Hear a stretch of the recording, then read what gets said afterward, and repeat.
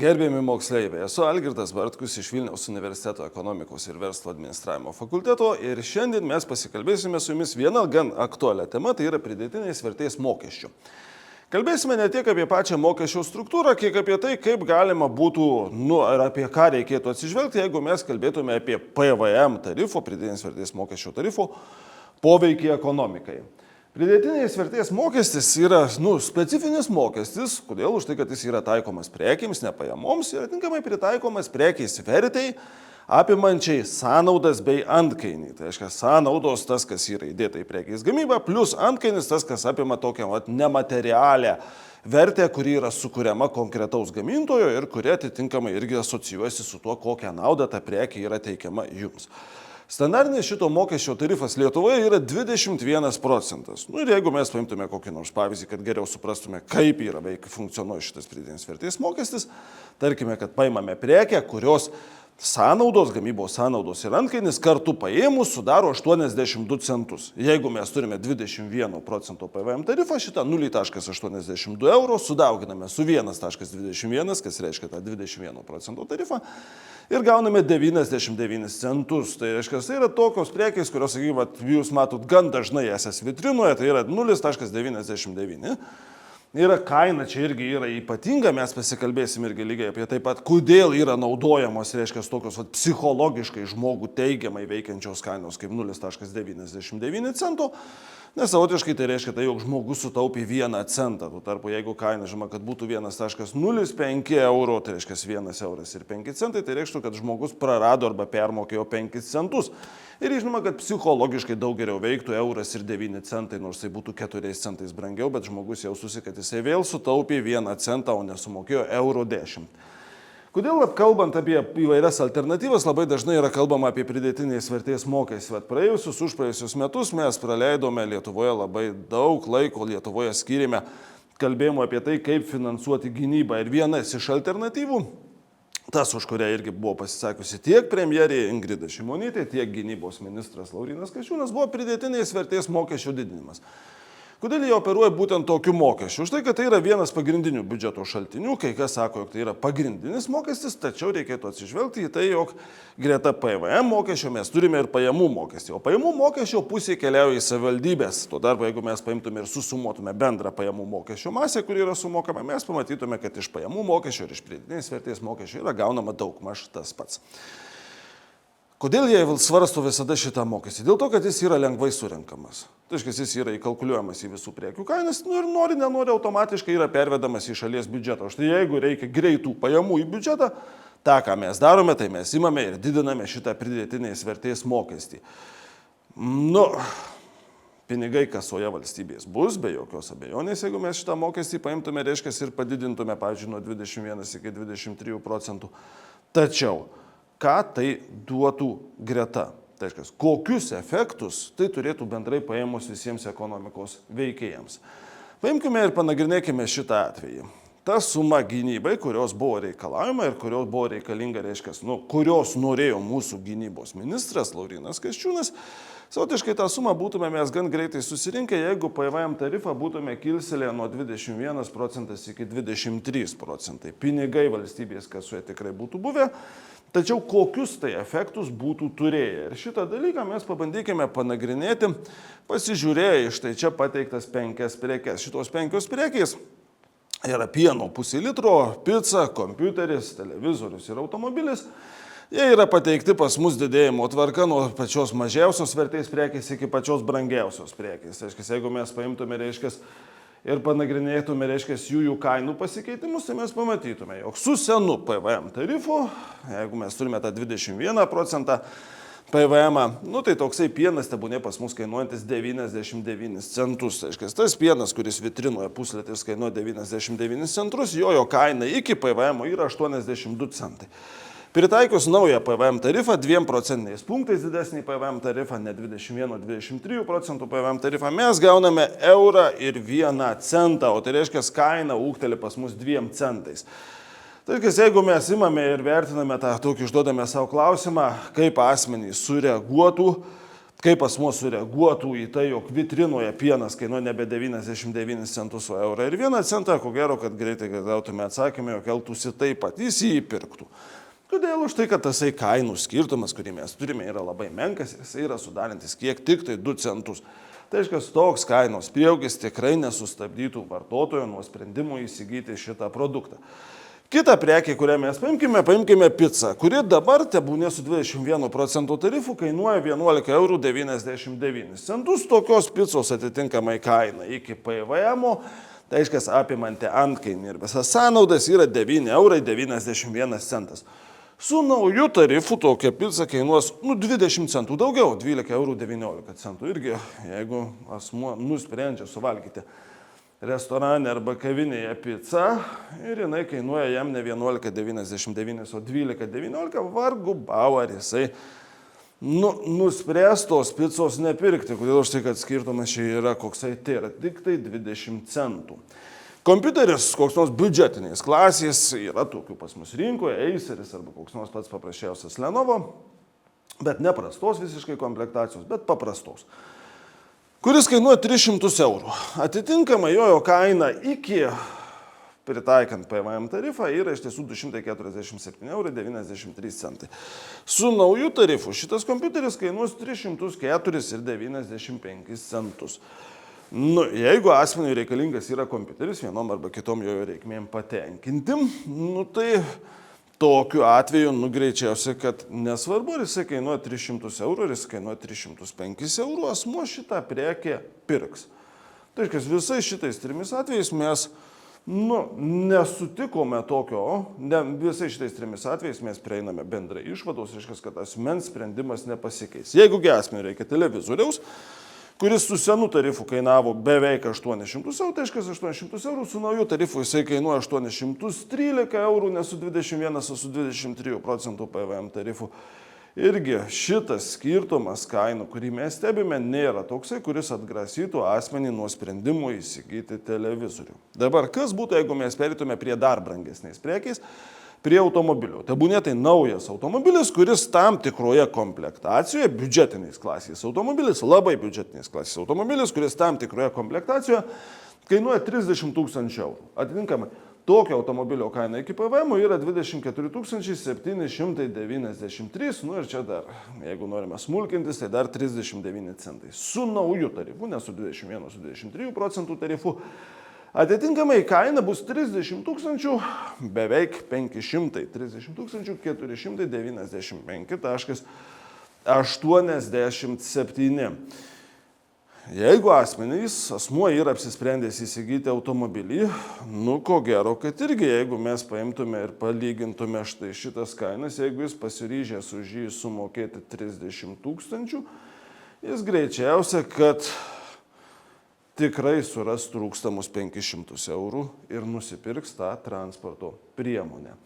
Panagrinėjus visus štai šituos 3 atvejus, 1, 2 ir 3 atvejį, mes prieiname klaidingos išvados, kad PVM tarifų didinimas jokio pastebimo poveikio prekių paklausai neturėjęs. Tai reiškia, kad visų prekių bus įsigyjama lygiai tiek pat.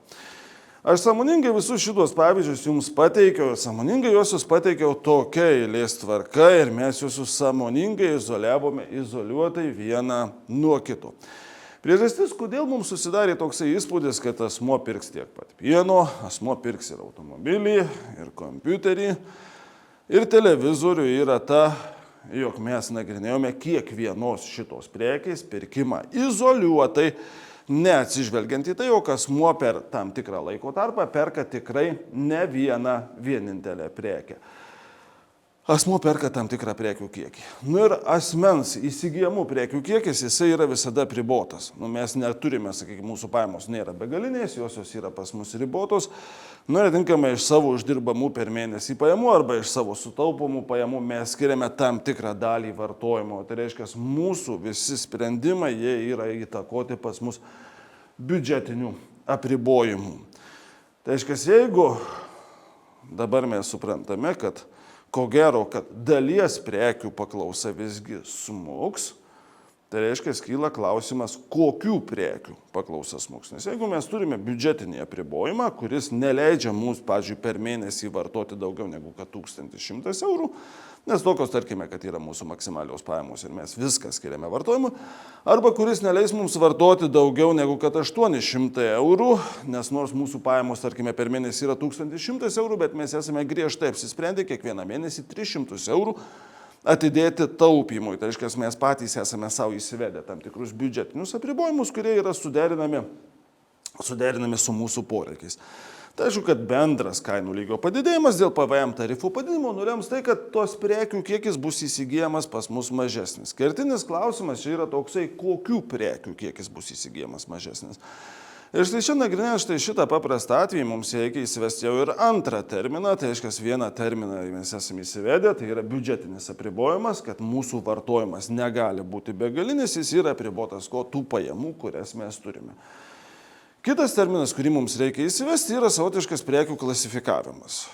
Tai reiškia, šioje kontekste, kada kalbame apie tai, jog asmuo spręs dėl to, kokių prekių vartojimą jam reikia sumažinti, kokių nesumažins jisai, ko gero, kad pas mus prekės klasifikuosis natūraliai į du pogrupius. Vienas iš jų tai yra būtinosios prekės, kitas tai yra prabangos prekės. Būtinasis prekės tai mes vadiname tokiomis prekėmis, arba tokios prekės yra vadinamos būtinosiomis prekėmis, kurių paklausa nėra linkusi labai reaguoti į kainos pasikeitimus. Tai reiškia, ar kaina smunka, ar kaina auga, tos prekės mes vartojame daugiau mažiau tiek pat. Kaip pavyzdys, tai yra maistas arba rūbai.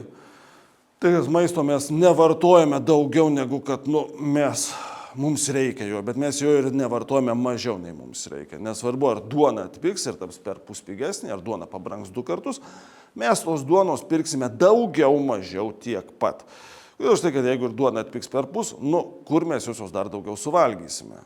Mes ir taip josios valgome tiek, kiek mums reikia. Jeigu jinai ir pabrangs 2 kartus, būsim greičiausiai, kad nepatenkinti, kad jinai yra 2 kartus pabrangusi, bet mes vis vien ją irgi toliau vartosime.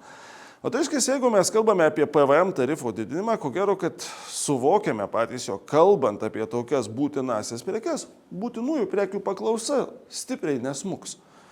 Taip kainos pakils, bet šitų prekių pirks visi tiek pat. Tai yra tas, kaip pavyzdys, yra pienas yra būtinoji prekiai, reiškia, pieno bus nuperkama tiek pat.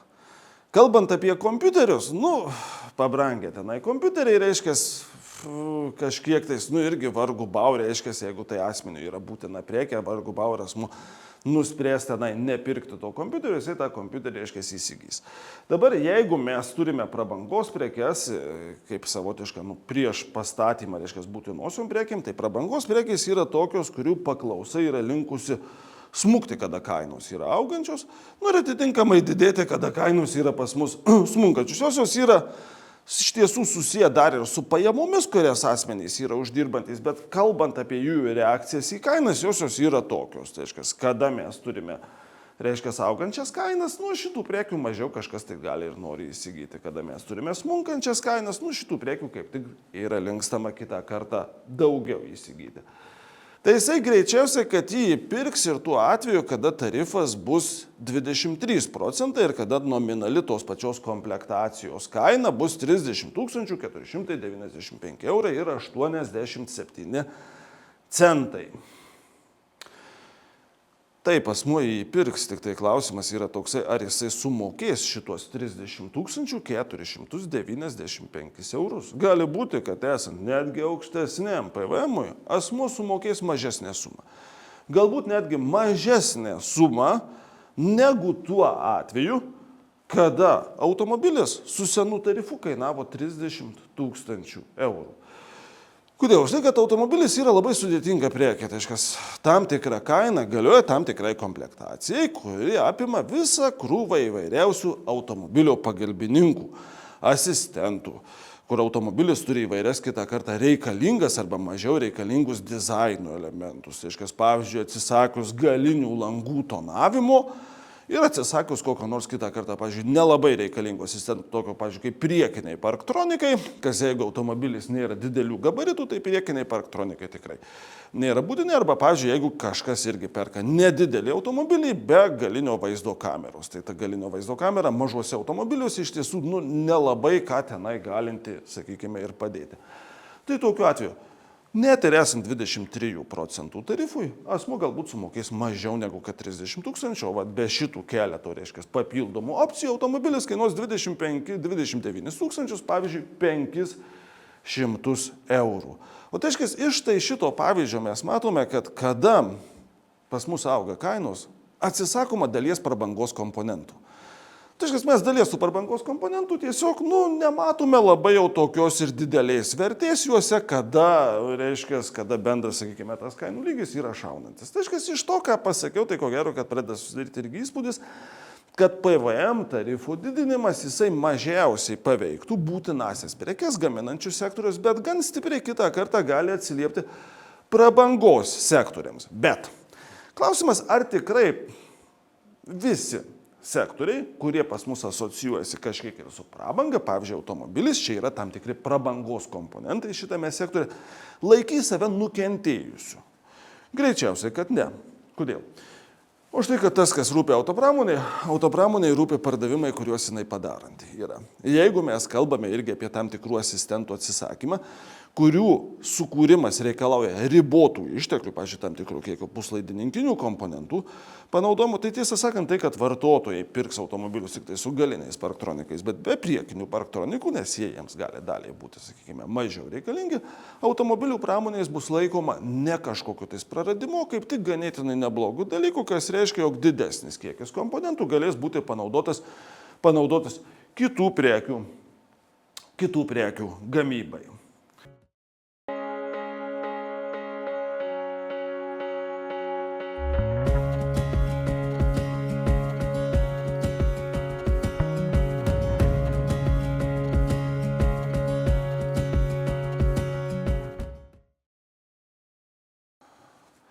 Iš to, ką aš esu pasakęs dabar, turi mums susidaryti įspūdis, kad ekonomikoje, kada mes nagrinėjame tam tikras netgi ir mokestiniais politikos priemonės, sakant, bet ką mes nagrinėjame ekonomikoje, pas mus atsiremia į individų pasirinkimus. Tai reiškia, vartotojo pasirinkimas. Tai reiškia, ekonomikoje mes analizuojame vartotojų pirmenybės ir sprendimus, kuriuos jie daro. Tai yra mokslas apie sprendimų priėmimą, mokslas apie motyvus, kuriais remiantis mes darome sprendimus. Tai reiškia, kainų lygis bendras, kurį mes fiksuojame šalyje, jisai formuojasi iš kiekvieno individo pasirinkimo ir įmonės pasirinkimo. Tai reiškia, sprendimą pakeisti kainas nustato ne valdžia, ne finansų ministerija, o nustato įmonės kainas. Tai reiškia, jie priima tam tikrus sprendimus, kurie tas kainas pajudina iš vietos. Lygiai taip pat, kada mes kalbam apie kokį nors, pavyzdžiui, mokesčio didinimą, tai reiškia, padidintą mokestį ir tai, kaip jisai atsilieps bendrai visai ekonomikai, tai mes irgi analizuojame asmens pasirinkimą. Ką tasai asmuo rinksis? Tai reiškia, mes sakėme, kad asmenys, reiškia, tiesiog mažiau prekių greičiausiai, kad įsigys ir labiausiai pradės taupyti tom prekiam, kurias jie laikys, pavyzdžiui, prabangos prekiamis. O tai reiškia, jeigu mes kalbėtume dabar irgi, kaip pavyzdžiui, apie tą patį asmenį įsigijantį automobilį, tai gali būti kitą kartą, kad asmuo nusipirks tą automobilį su pilna komplektacija už 30,5 tūkstančių eurų, už brangesnę kainą pritaikius didesnį tarifą, tačiau jisai vėliau nebepirks kažkokios kitos prekės, kuri buvo jojo planuojama. Kaip pavyzdys, planšetinio kompiuterio. Bet gali būti taip, kad asmuo, įvertinęs kokios nors vienos opcijos nereikalingumą esamojo automobilio komplektacijoje, pavyzdžiui, galinio matymo kamerą, nuspręs nusipirkti tą patį automobilį, bet be galinio matymo kameros, o planšetinį kompiuterį jisai taip pat pirks. O tai reiškia, kaip pasielgs asmuo šitoje vietoje irgi yra svarbu, nes asmuo pasielgs tai, kaip jam atrodys naudingiau. Tai reiškia, jeigu konkrečiam atskirai paimtam asmenį naudingesnis sprendimas bus pirkti automobilį su galinio matymo kamera, o planšetinio kompiuterio įsigijimą atidėti vėlesniam laikui, jisai taip ir elgsis. O tai reiškia, ekonomikoje, tada, kai mes kalbame apie asmenų pasirinkimus, jų pirmenybės, mes operuojame visada naudingumo sąvoką. Tai reiškia, naudingumas yra viena iš kertinių koncepcijų ekonomikoje. Naudingumas, su juo yra greta susiję dalykai tokie, kaip, pavyzdžiui, kaip patogumas, malonumų tam tikro gavimas ir taip toliau. Nes jeigu grįžtume irgi prie tų pačių prekių, kurias mes nagėme, užduotume savo klausimą, kas yra kompiuteris? Ar tai yra būtinoji prekė, ar tai yra prabangos prekė? Mokslininkui kompiuteris yra būtinoji prekė, nes visus savo tos tyrimus ir taip toliau atlieki kompiuterio pagalba. Tai ne tai, kad skaičiu, bet, pavyzdžiui, rašai tekstą, rašai straipsnį kažkokį tais. Renkiesi informaciją, ieškai informacijos. Tau tai yra būtina prekė. Kasgi dabar yra kompiuteris, pavyzdžiui, sunkvežimio vairuotojui? O čia yra toks irgi įdomus klausimas, nes sunkvežimio vairuotojai tiesioginių jo funkcijų gyvenimui kompiuteris yra visiškai nereikalingas. Tačiau sunkvežimio vairuotojas gali būti azartinis kompiuterių žaidimų žaidėjas. Ir jeigu jam žaisti kompiuterinius žaidimus reikės būtent Windows aplinkos, neužteks tenai kokios nors androidinės aplinkos, reikės Windowsinės aplinkos, jam bus būtinas kompiuteris. Kodėl? Už tai, kad jis jam suteikia malonumą. Tai irgi yra naudingumas. Tai reiškia, naudingumas yra tokia bendra charakteristika, apie kurią mes kalbame. O tai reiškia, jeigu mes dabar bandome gilintis į šitą reikalą, apie tą PVM tarifų keitimo poveikį ekonomikai, ko gero, kad tampa aišku, jog labai greitai pateikti atsakymo, ir neina. Mes galime pateikti bendrais kol kas tik tai bruožais, kad būtinųjų prekių sektorius neįtin stipriai nukentės dėl PVM tarifo keitimo. Tuo tarpu, prabangos prekes gaminantis sektorius gali susidurti su tam tikru paklausos smuktelėjimu arba tam tikru stagnavimu paklausos. Iš ko visą tai išplaukia? Iš tai išplaukia iš asmenų pasirinkimų. Bet reikalai yra dar iš tiesų komplikuotesni. Dabar prieš perinant prie jų tolimesnio komplikavimo, pasikalbėkim šiek tiek apie vieną tam tikrą niuansą, kurį mes matėme prieš tai buvusioj lentelėje. Kada aš jums pateikiau štai šitas kainas prekių su nauju PVM tarifu, aš sąmoningai jų neapvalinau iki protingų skaičių. Protingi skaičiai tai būtų visgi čia turėti ne 304,95 eurus, bet ko gero, kad 99 centus. Čia ko gero, kad ne 813,21 eurų, bet kokie nors 814,99 eurų. Čia automobilis būtų iš tiesų kvailoka irgi jį apvalinti centais, bet būtų gan neblogai jį suapvalinti eurais iki 30 499 eurų. Tai yra būtent tokios kainos, kurias jūs dažniausiai, pavyzdžiui, stebite parduotuvėse. Kartais tiesa yra parenkamos irgi tam tikri apvalinimai, pavyzdžiui, iki 5 centų, jeigu gamintojas nesiryžta judėti toliau arba laiko, jog, sakykime, didinimas kainos iki eurų ir 9 centų gali šiek tiek tą paklausą sumažinti. Ta, ką jūs matote čia, tai yra suapvalinta kaina, jau, sakykime, gražiai prie apvalintos kainos, protingai parinktos kainos, yra vadinama psichologiniai kainodara. Psichologiniai kainodara irgi yra taikoma gamintojų pardavėjų dėl labai paprasto dalyko, už tai, kad jinai vartotojui palieka kitą kartą ganėtinai gerą įspūdį. Tai kodėl už tai, kad jeigu vartotojas matys, reiškia, su tokia kaina 12,19 eurų, jis žinos, kad jisai sutaupė 1 centą. Tai sumokėjau, kiek? Ne 20 centų, o 1 centą. Tuo tarpu specialiai aš jums esu palikęs tą pieno suapvalinimą, ne euras 1 centas, nes tai atrodo labai blogai, tai atrodo, jog iš manęs nulupo 1 centą. Tačiau štai toksai pasirinkimas iš tiesų yra dar prastesnis įmonės pasirinkimas, už tai, kad vartotojas jį supranta kaip nulupo iš manęs 5 centus, permokėjau 5 centais. Protinga parinktis būtų čia naudoti ne eurą 5 centus, o eurą 9 centus, kas žinoma, kad iš tiesų vartotojui yra prasčiau, bet vartotojas tą dalyką supranta, kad sutaupiau 1 centą. Tai žinoma, kad tai nėra pilnai racionalu, bet žmogus ir nėra pilnai racionalus sutvėrimas. Tai reiškia, jisai yra dalinai racionalus sutvėrimas. Ir galbūt irgi visada, kalbant irgi apie ekonomikos mokslo tam tikrus trūkumus, yra toks, kad pas mus individas mes preziumuosime, kad jisai yra dažniausiai pilnai racionalus. Tai reiškia, toks psichologinės kainodaros taikymai, jie irgi yra ypatingi tuo, kad ir svarbus tuo, kad, pavyzdžiui, kada mes didiname PVM tarifą, pavyzdžiui, 23 procentų, nuo 21 procentų, pavyzdžiui, iki 23 procentų, gali būti, kad kainos ūgtels šiek tiek daugiau. Kodėl? Už tai, kad gamintojai ir pardavėjai priapvalins tas kainas prie jiem patogių naudoti kainų rinkodariniais tikslais. Tai reiškia, tas faktinis kainų prieaugis, kurį mes stebėsime, gali būti, kad kai kuriais atvejais jisai bus pas mus šiek tiek didesnis. Tačiau, tai, ką aš dabar visą laiką kalbėjau, tai aš kalbėjau apie tokį dalyką, kad gamintojas žūtbūt paima ir tas kainas padidina, kada PVM tarifas yra padidinamas, bet gali būti ir priešingai, gali būti, kad tos kainos pas mus nepasikeis, arba jos išaugs, bet išaugs labai nedidelę dalimi. Ir kaip pavyzdį paimkime, reiškia, kitą Lietuvoje visai neseniai nagrinėtą dalyką, labai stipriai išdiskutuotą dalyką, tai yra PVM lengvatą viešojo maitinimo paslaugas teikiančioms įstaigoms, reiškia, kavinėms ir restoranams. Ta PVM lengvata jinai buvo panaikinta šių metų pradžioje, tai reiškia, nuo 24 metų šitos PVM lengvatos. Nuo 24 metų šitos PVM lengvatos nėra, ir atitinkamai, jeigu iki tol tos viešojo maitinimo įstaigos turėjo 9 procentų tarifą, tai nuo 24 metų sausio mėnesio jos jau turi normalų standartinį 21 procento tarifą. Ką tai reikštų? Tai reikštų labai paprastą dalyką. Jeigu mes mechaniškai paimtume ir šitą aukštesnį PVM, perkeltume vartotojams ant pečių, tai mūsų restoranuose ir kavinėse prekės turėtų pabrangti 11 procentų. Pažiūrėkime dabar į faktinės duomenis, kaip iš tiesų viskas atrodė. Tai 23 metų gruodį dar galioja senas PVM tarifas. Nuo 24 metų sausį jau galiojantis yra pas mus naujas tarifas.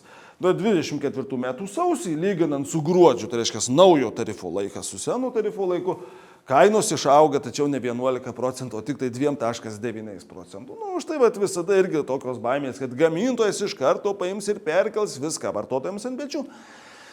Nėra visada teisingos. Yra atvejai, kada tai yra teisingi nuogastavimai, yra atvejai, kada tai nėra teisingi nuogastavimai ir konkrečiai štai čia maitinimo įstaigų atveju tai nebuvo teisingi nuogastavimai. Paskui, jeigu mes paimtume, pažiūrėtume, o kaipgi toliau buvo, reiškia, pas mus. Birželio mėnesį, reiškia, jau praėjo 6 mėnesiai, bet jau 6 mėnuo, birželio mėnuo eina su nauju PVM tarifu. Ar jau bus išaugę iki 11 procentų kainos? Ne, dar 6,3 procentai. Ir paskutiniai duomenys, kuriuos aš šiai dienai turiu, tai yra 24 metų spalis. Tai lyginant su 23 metų gruodžiu, kainos maitinimo įstaigose yra išaugę 7,7 procentų. Tai palaipsniui ta našta yra savotiškai perkeliama vartotojų ant pečių, nes čia prieaugiai nėra jau tokie ir maži. Bet jis tikrai ne visai iš karto buvo ta našta perkelta ir egzistuoja priežastys, kodėl gamintojas, arba, sakykime, šitoje vietoje, reiškia, viešojo maitinimo paslaugų tiekėjas, vengia šitą dalyką perkelti vartotojų ant pečių. Ir tos priežastys jos yra susijęs su 2 niuansais. Pirmas niuansas tai yra pas mus paklausos elastingumas kainai. Jeigu atitinkamos prekės paklausa yra labai elastinga kainai, kai aš sakau paklausa yra elastinga kaina, aš turiu vieną dalyką, kad paklausa stipriai sureaguoja į kainos pasikeitimus. Tai esant nepalankiai aplinkai, ir apie tą nepalankią aplinką ir kitoje mes pat pasikalbėsime, gamintojas labai netgi kitą kartą vengs didinti kainas ir netgi visokią mokestinę naštą paimti ir perkelinėti vartotojams ant pečių. Vėlgi, kada mes kalbam apie bet kokias prekes, nedera pamiršti jų klasifikacijos. Tai reiškia, kokia tai yra prekė. Viešojo maitinimo paslaugos. Čia prabangos ar būtinoji prekė. Maistas bendrai paėmus yra būtinoji prekė, nes jie parduoda maistą. Bet maistas pateikiamas restoranuose ir kavinėse nėra būtinoji prekė, tai yra prabangos prekė, už tai, kad mes ją labai greitai galime pasikeisti, kuo namuose pasigamintų maistu. Mes galime maitintis namuose ir netgi į darbovietės nėra labai sudėtinga paimti ir atsinešti, reiškia, namuose pagaminto maisto. O tai reiškia, maistas pateikiamas restoranuose nėra būtinoji prekė ir tai yra pas mus prabangos prekė. Kalbant apie tą nepalankę ekonominę situaciją, tai aš kalbu apie vieną dalyką, apie realias pajamas arba apie realų darbų užmokestį, kurio disponuojantis yra pas mus darbuotojai. Paimkime ir pasižiūrėkime, kaip keitėsi tos realios pajamos arba realus darbo užmokestis. 23 metų ketvirtą ketvirtį, lyginant su 21 metų ketvirtų ketvirčių, realus darbo užmokestis Lietuvoje buvo išaugęs per 2 metus 1,5 procentų. Tai yra energinių išteklių krizė, kuri prasidėjo 21 metų gale, jinai labai pas mus turėjo neigiamą poveikį Lietuvos ekonomikai, labai akceleravo pas mus visus kainodarinius procesus, infliacija pas mus buvo viena aukščiausių Europos Sąjungų, ir atitinkamai realios pajamos pas mus vienu metu smuko, paskui jos pradėjo atsistatinėti, ir suma sumarum jau lyginant, va taip, 21 metų ketvirtą ketvirtį, kada buvo dar realios pajamos nesmukė, su 23 metų ketvirtų ketvirtį, kada jau josios buvo atsistatę po smukimo, mes turime labai menką per 2 metus pasiektą tik tai 1,5% augimą. Palyginimui, kaip atrodo realių pajamų augimas Lietuvoje esant normalios infliacijos sąlygomis, tai mes turime 21 metų ketvirtą ketvirtį, lyginant su 19 metų ketvirtų ketvirtį, vėl 2 metų intervalas 12,5%. Tai yra per 2 metus yra normalu augti Lietuvoje 12,5%, jeigu realios pajamos auga, čia turėjome tik tai 1,5%. O tai reiškia, perkamojo galia vartotojų buvo labai stipriai erodavusi ir vos pradėjusi atsistatyti. Tai reiškia, kavinės ir restoranai paprasčiausiai nerizikavo paimti ir perkelti, tai reiškia, visos mokestinės naštos vartotojams ant pečių. Kodėl? Už tai, kad tokiu būdu padidinę visų savo serviruojamų patiekalų kainas, jie paprasčiausiai būtų numušę paklausą. Tai reiškia, jie šito dalyko bijojo. Kitas dalykas, kuris irgi yra labai svarbus, tas, kad restoranas ir kavinė, arba bet koks gamintojas paėmus, aiškiai, net nebūtina kalbėti vien tik tai apie restoranus ir kavinės, visada bando nuspėti, kaip elgsis konkurentai. Ir jeigu mes manome, kad konkurentai kainų nedidins, greičiausiai, kad ir mes nedidinsime kainų. Kodėl, kad jeigu mes padidinsime kainas, mes sumažinsime paklausą. Visi klientai, pirkėjai nubėgs kur? Pas konkurentus. Kodėl, kad jie tų kainų nepadidins. Tuo tarpu, jeigu mes manome, jog mūsų konkurentai kainas didins, greičiausiai, kad didinsime ir mes, nes šitoje vietoje tiesiog kvaila būtų jų nedidinti. Tai reiškia, mes tokiu būdu tiesiog patys atsisakytume tų pajamų, kurias potencialiai mes gausime. O tai reiškia, rinkoje, jeigu mes panagrinėtume, kaip elgiasi įmonės elgiasi panašiai kaip lošėjai, kurie sėdi prie kortų stalo ir bando nuspėti tai, kokias kortas turi priešininkas. Tai reiškia, kas pas jį yra. Koks bus sekantis jo žingsnis? Kalbame mes apie lošimą. O tai reiškia, kada mes nagrinėjame ekonomiką, tai mes turime visada reikalus su biudžetiniais apribojimais. Perinant prie matematinių dalykų, tai mes turime reikalą su funkcijomis, tikslinėmis funkcijomis, kurioms galios tam tikri apribojimai. Mes kalbame apie pasirinkimus ir mes kalbame apie lošimą. Tai reiškia, kada mes bandome nuspėti kitų elgesį. Tai reiškia, mes kalbame apie pasirinkimus ir šansus, kad vienas arba kitas pasirinkimas bus pas mus padarytas ir atliktas.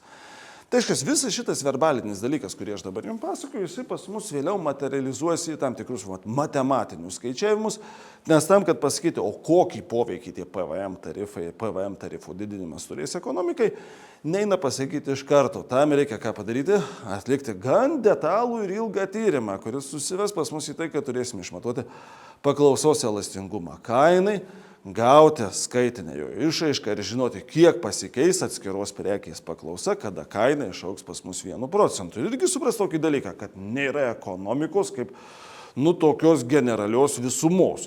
Ekonomikoje šita generali visuma, bendras vidaus produktas, kuris yra pas mus skaičiuojamas, jisai susideda iš atskirų sektorių, iš atskirų prekių gamybų. Tai reiškia, sprendimai yra visada daromi individualiame prekių lygmenyje.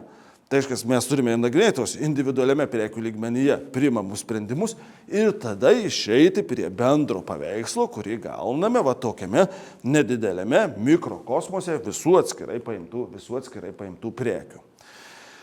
Ir jeigu mes visais šiais atvejais kalbėjome tik tai apie PVM tarifų kėlimus, kaip apie griežtinimo priemonės, tai paimkime kitą priemonę, kuri irgi šiais metais yra nuskambėjusi ir konkrečiai šį mėnesį, kada pas mus pasikeitė vyriausybė ir atėjo nauja vyriausybė, vienas iš josios tokių, sakykime, ekonominės platformos lyderių, Tomas Tomilinas, jis yra iškėlęs tą idėją, kuri irgi įrašyta net ir yra į vyriausybės programą, tai yra paimti ir suteikti PVM lengvatą vaisiams ir daržovėms. Tai reiškia, vietoj dabar taikomo 21% tarifo, vaisiams ir daržovėms būtų taikomas 9% tarifas. Ir tikslas yra jų gan kilnus ir gan geras. Tikslas yra pagerinti mūsų sveikatą visų, tai reiškia, pakeisti mūsų mitybos įpročius ir pagerinti sveikatą. Ir tas pakeisti mūsų mitybos įpročius galim dabar savo užduoti tokį irgi klausimą. Ar tai, kad prekė tam tikra pasidarys pas mus pigesnė, ar dėl to mes iš tiesų paimsime ir savo mitybos įpročius pakelsime. Prieš perinant prie tolimesnių tam tikrų dalykų ir samprotavimų, tai kas yra susijęs su štai šitą lengvatą, pagalvokime apie tokį dalyką, kad mokesčiai tarnauja ne tik tai kaip priemonė susirinkti pajamas į biudžetą, bet ir kaip priemonė pakeisti individų elgesį. Pavyzdžiui, apmokestinant taršesnės transporto priemonės, rinktis mažiau taršias transporto priemonės. Apmokestinant kokį nors, sakykime, neįtin sveiką maistą, rinktis kokį maistą, sveikesnį maistą. Arba atvirkščiai, sveikesnė maistui sudarant PVM lengvatas, paskatinti vartotojus juos pasirinkti. O tai reiškia, vėlgi ekonomikoje tas, ką mes į orientuojamės ir ko mes siekiame, tai mes siekiame individų elgsenos pokyčių. Tai reiškia, kad asmenys pradėtų elgtis norimą, norimų būdų, pagal tai, kokius tikslus tiems individams yra, kokie tikslai tiem individam yra keliami. Irgi kaip visada, iš visų šitų pavyzdžių vėl pirmas klausimas. Vaisiai ir daržovės, kokia tai yra prekė prabangos ar būtinoji? Ir atsakymas žinoma, kad tai yra būtinoji prekė. Kadangi tai yra būtinoji prekė, mes žinokite, tų vaisių ir daržovių vartojame tiek, kiek mums jų reikia. Dėl to, kad jie pradės kainuoti brangiau, mes jų nenustosim vartoti, tik būsim nepatenkinti, kad jie brangiau kainuoja. Dėl to, kad jie pas mus bus pigesni, mes irgi tiesiog jų visada vartojam tiek, kiek norime. Tai yra įprasta mūsų kulinarijos įtakota. Tai reiškia, jeigu pas mus yra įprasta prie mėsos patiekalo visada, kad būtų pomidorų, agurkų, salotų papjaustyta, mes ir turim tokius maisto produktus. Kitose tautose, kur, sakykime, vyrauja kitokia kulinarija, pas juos galbūt daržovių yra mažiau. Kitaip tariant, tai yra įpročių dalykas, tai yra kultūros suformuotas dalykas, tai kiek mes tų daržovių esame vartojantis. O tai reiškia, jeigu būtų padaryta pagal tai, kaip mūsų dabartiniai valdančioji dauguma nori, sumažintas tasai PVM tarifas daržovės be jokios abejonės tokiu atveju. Tiesiog gamintojai paims ir pardavėjai, paims ir tas kainas, reiškia, sumažins. Pagal tą PVM tarifo, reiškia, sumažinimą, pagal tą PVM tarifo sumažinimą, dar anaiptol negarantuoja, kad šitų prekių bus nupirkta daugiau. Gali būti taip, kad vartotojų pas mus mitybos įpročiai nepasikeis ir tų daržovių mes vartosime tiek pat. Rezultatas bus toksai, kad biudžetas praras šiek tiek nedidelės sumas, tai reiškia, turėsim nedidelius praradimus biudžete, bet mes turėsime, kitą teigiamą efektą.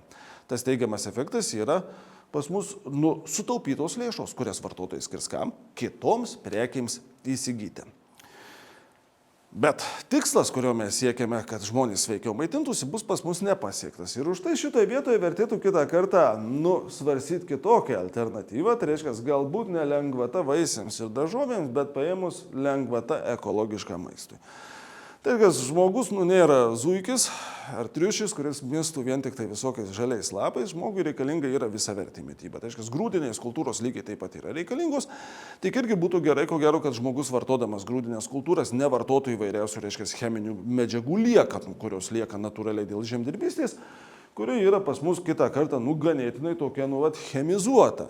O tai reiškia, jeigu mes norime žmonės pas mus sveikiau gyventų, būtų sveikesni, tai ko gero, kad jie turėtų valgyti ne tai, kad daugiau vaisių ir daržovių, bet tiesiog daugiau sveiko maisto. Ir nesvarbu, ar tai yra grūdinė kultūra, ar tai yra mėsa, bet kad jinai būtų sveikesnė. Ir čia mes turime galimybę jau iš karto ir netgi klasifikuoti, kas tas yra sveikesnis, mažiau sveikas maistas. Tai yra ekologiškas, yra paprasčiausiai sveikesnis ir jisai visas yra sertifikuotas. Visi esate matę žalias stačiakampį su tokiu baltu lapu. Tai yra sertifikatas to, kad tai yra produktas, yra ekologiškas. Dabar paimkime ir panagrinėkime tokį atvejį. Paėmiau, čia yra 0,5 kilogramo ekologiškų ir neekologiškų pomidorų. Kaina yra daug mašina, yra tokia pati, kokią kitą kartą mes turime irgi supermarketuose. Tai kaina jeigu dabar mes paimtume, reiškia, kokius tai ekologiškus pomidorus, kurie kainuoja 2,99 €, tai jų kaina iki PVM yra 2,47 €. Jeigu mes jiems taikytume ne 21%, o 9% PVM tarifą, jie kainuotų 2,69 € ir jau atotrūkis tarp ekologiškų pomidorų kainos ir neekologiškų pomidorų kainos būtų mažesnis. Ir atitinkamai pigesni ekologiški produktai gali būti, kad paskatintų dalį vartotojų rinktis ekologišką maistą. Tai nereiškia, kad jie visi vartotojai perbėgs iš karto vartoti ekologišką maistą, nes neekologiškas vis vien yra pigesnis. Šitame pavyzdėje aš ir sąmoningai esu šitą dalyką palikęs. Tačiau ekologiško maisto pirkėjų būtų daugiau. O tai būtų signalas kam? Pardavėjams, gamintojams ir žemdirbėms, ką daryti? Didinti ekologiško maisto pasiūlą. Tokiu būdu mes, sakykime, to savo sveikatingumo rezultatus ir pagerintume. Tai, ką aš jums pasakiau šitoje visoje paskaitoje, nedidelė, tai yra tai, jog ekonomika tai yra mokslas apie asmenis, apie mūsų motyvus, mūsų pasirinkimus, o ekonomikos reguliavimo priemonės jos yra nukreiptos irgi pagrindai į asmenų elgesį ir to elgesio pokyčius. Ačiū Jums uždėmesį.